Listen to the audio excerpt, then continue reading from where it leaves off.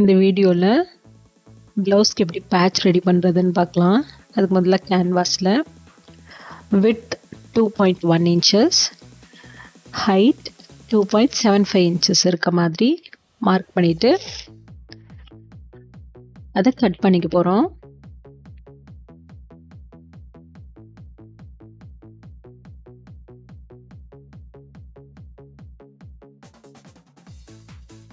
அதை ரெண்டாக மடித்து அதை மறுபடியும் ரெண்டாக மடிச்சுக்கிறோம். மொத்தமாக 4 மடிச்சுக்கிறோம்.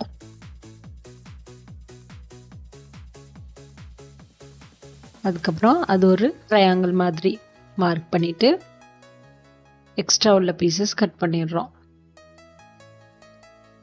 டைமண்ட் மாதிரி ஒரு ஷேப் கிடைக்கும். அந்த கேன்வாஸ்க்கு ஏற்ற மாதிரி நம்ம எந்த கிளாத் பேட்ச் ரெடி பண்ண போகிறோமோ அதை வச்சுட்டு அது மேலே அந்த கேன்வாஸ் வச்சு அயன் பண்ணிக்கலாம்.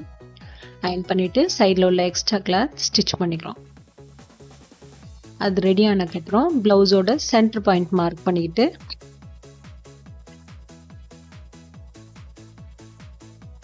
அதில் அந்த ரெடி பண்ண பீசஸ் செட் பண்ணிக்க போகிறோம். நான் இது 3 பீசஸ் வைக்க போகிறேன். ஸோ 3 பீசஸ் ரெடி பண்ணியிருக்கேன், சேம் சைஸ்.